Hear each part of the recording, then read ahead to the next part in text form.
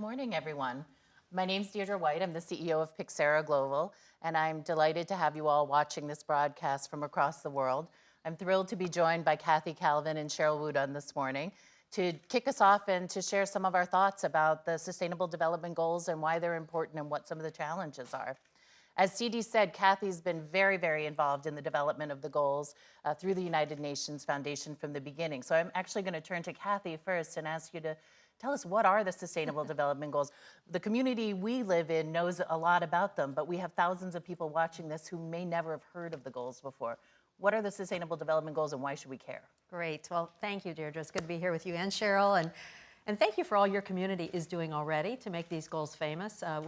When we created the Millennium Development Goals 15 years ago, it took 5 years for the awareness to even start to sink in, and then really all 15 years to take on trying to make sure we got to those goals. These goals are being launched with more awareness, more engagement, and more participation. So I'll give you 3 quick numbers. 195 nations came together to create the goals and get them onto one piece of paper, which is pretty remarkable. And it was an inclusive process that led to engagement by citizens and young people and business leaders and civil society. Everybody had a say in trying to create what the goals were. And it led us to 17 goals, which sounds like a lot, but 17 goals reflects the complexity of our world and the fact that we're already working on so many steps to make sure that we are taking care of people and planet, that we're making sure we're taking care of the environment and poverty and justice, rights for all, that we're doing this in a universal fashion. We're not just thinking about the poorest countries in the world, but the poorest places anywhere in the United States, Brazil, Cambodia, you name it. And finally, this is a set of goals, and my last number, after 195 and 17, is 3. It will take all 3 sectors, and you've been a genius at identifying how critical this is, that this is no longer the work of governments, although it must require governments. It's no longer the work of governments in partnership just with civil society, although it will still be there. We absolutely need the private sector, not as charity, not as civil social responsibility only, but really core commitment to building the bridges, adding to the agriculture, making sure there's a sustainable and growing economy everywhere in the world. And so congratulations to you for this piece of paper that also sort of shows how we look at all 17 goals, but how they all come together in a really unique way. They were adopted in September. They will be starting to be implemented in January, and that's really both where the fun starts and the hard work starts. Every country will have to come up with its own national plan, and there's a lot of opportunity for all of us to be engaged in pushing for adoption, in bringing technology toward adoption, and making sure that we don't keep climate and development as 2 separate tracks. Today they have to be together, as you just saw from the Paris video. When we finish the work of this year in Paris with the climate negotiations, we will have a full agenda that includes development, climate, and financing to meet both. Great, thank you. Well, you know, it's interesting, you talk about implementation and we talk about this cross-sector, what we call tri-sector partnership, public-private social sector partnership. And we think of these sort of colossal partnerships and really big, bold projects, and we're going to require a lot of those. But we have also a lot of individuals watching that are not part of those kind of partnerships. And Sheryl, you're so passionate about what one individual can do. Can you tell us a little bit about how can individuals that are watching do something to drive us toward progress against the goals? Well, actually, I'd like to comment on some of the things Sure. that Kathy said, and I do think that these goals, it is a remarkable accomplishment given all of the backstory, negotiations, the politicization of the goals as well. And that's just to be, you know, a fact of life, given that there were so many countries involved, and I know how difficult it is. I think that also it's important to understand that while it is 17 goals because it reflects the complex society, one of the problems that one faces with 17 goals is that, oh, well, if we don't make one, that's okay because we made 16 others. And so which one gets left by the wayside? With the Millennium Development Goals, I mean, depending upon, Kathy, as you've said before, how you measure, you know, maybe maternal mortality that goal was never met anywhere in the world, but others in certain parts of the world were not met, others overachieved in other countries. So I think that it's going to be very important to make sure that the accountability remains there for every single country, for all of those 17 goals. The other interesting thing is that I know that there was so much negotiation behind these goals, but I just think some of it is kind of interesting. So for instance, terrestrial ecosystems got into goal number 15, but mental illness, mental health, which is so essential to humankind, if we don't have mental health, we have nothing, we are nothing. It's what we are. Our emotional world is what we are. And that's nowhere, anywhere. So I thought it was very interesting that certain things got in and certain things didn't get in. So I do hope that people who are in areas such as mental health will keep trying to bubble up those agendas, and the countries who are trying to implement these things will recognize the importance of certain things that just didn't get in. But it is going to be hard because there are so many other targets and goals, and you've mentioned hundreds of targets that also are behind these goals. So I do agree with you that the work ahead is going to be extremely important. So what can individuals do? I mean, this is something that seems so bureaucratic, it seems so complicated. What do I have anything to do with any of these goals? I guess what I would say is that take something that you care about.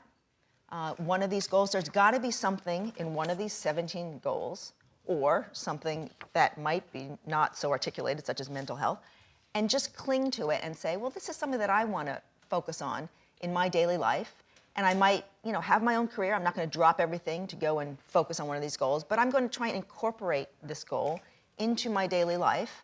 Maybe, spread the word about it through my friends, my Facebook page, my social media, my Twitter, or volunteer for an organization that I care about and I have friends doing it with me. I think that if everyone does that, we are going to get to a mass amount of people, but it does start with that individual person.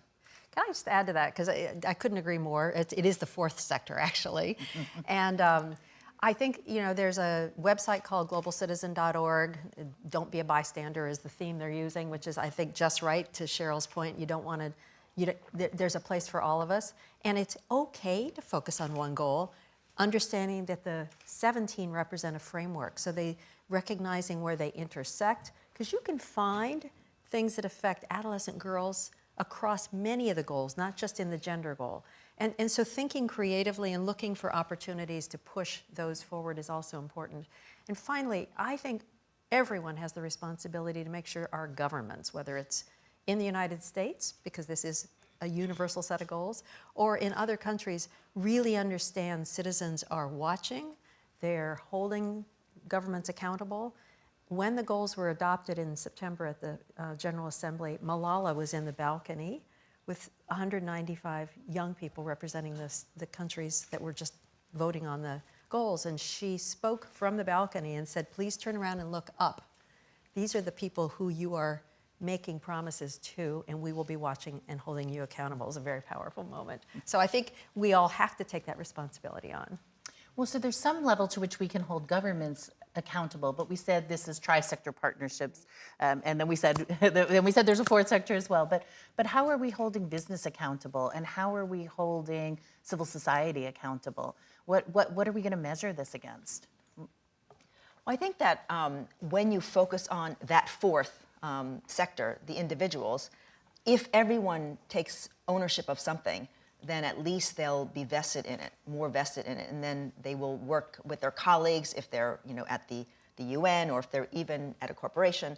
That will actually move us a lot forward toward getting everyone, all the other sectors and the institutions involved, because it starts with the individual. We often forget, government, this big entity, or corporations, they're made up of people, of individuals. If you don't reach those individuals, they're not going to move anything forward. And so we do have to remember that you have to reach out to people and get their involvement on an emotional basis. Well, it's interesting you say that about the people, and also just looking at businesses. One thing that we've noticed is we hear this narrative in the world that we live in, this sort of development community, that everyone knows about the goals, that everyone's paying attention, that so many businesses are on board. And it's just not true. There are individuals, and it's the same individuals over and over again in those businesses that are involved and that know about the goals. So if it's the same 100 businesses Yeah. at the table. We're not going to make any progress. How do we get more people involved? How do we get more businesses to make commitments? How do we get more civil society to understand how they're going to have to work in partnership with government and with business? Yeah, we actually just polled in the US right after the goals were adopted, and 22% said they had heard of the goals, which I thought was shockingly high. Don't know if that number will hold, 1 in 5, but that's not a bad place to start. But we have to do so much more work to keep the goals on people's minds and testing against them. I've been really impressed with the companies who have already stepped forward and identified ways that they can show leadership, build it into their marketing, build it into their development of new products, and thinking about their employees, their supply chains, and their customers as all part of an infrastructure that should be developed with the goals in mind. And I think that's a critical way to think about it. So the goals are a framework that everyone can use. It's not, I can't see companies necessarily saying the goal, I'm working specifically on this goal, but my work is aiming toward getting progress toward that goal. And I think that's what we're starting to see. We're working with a group of companies and governments who are trying to put together the business case for working on the goals that identifies all the different ways companies can get engaged, from using least of all their philanthropic dollars, and most of all their products, services, and business plans globally. I mean, this is the clearest message we learned, and Sheryl and I were talking about this backstage, is that the way that China and India achieved so much progress on the Millennium Development Goals was that they grew their economies out of poverty into the middle class. A growing economy, reduction of fragile states and conflict areas where inevitably we don't see progress on these goals will make a huge difference. And then get companies going into those countries, which right now they're not incentivized to do. So I think technology is going to be a big piece of it. And I think we're seeing a whole new generation of business leaders who are coming on, who will find this to be a great way to connect their work to a global platform. I think that in many ways that when you're talking about institutions, how do you spread the word? I think it really has to be that these goals align with their self-interest, because Exactly. they're just not going to take on an additional goal and sustain that effort, in the long run. If it fits with their self-interest, their promotion of whatever, their products, their services, then they're more likely to be able to, oh yeah, we'll just add this in because it dovetails, it aligns with what we're interested in as well. So they may not, everyone, each institution is not going to be able to do all 17. Hopefully at the country level they will, because it is in the country's, all of these goals are in the country's self-interest. But I think that, each corporation, organization, institution in their own world can actually harness the goals that fit with their world. And then hopefully, because we are an entire world, we'll be able to push forward each of these 17 goals. And you're probably seeing what we are, which is that when we used to say public-private partnerships, we sort of thought, the corporation and civil society, or the corporation and government. But we're seeing now business-to-business partnerships that are really exciting. They're putting together, even where they might be in competition in one space, they're cooperating in another. It's a kind of co-opetition model that I think is really exciting, because many companies sort of have the same goal in a country of finding better educated employees, healthier environment for the current employees. We're even working with some companies right now about where to bring in the issue of reproductive health for their employees. What a great use of a company looking for the health of its individual employees, and also helping to end one of the worst areas of lack of progress, reproductive health and maternal death. So it doesn't need to be altruism.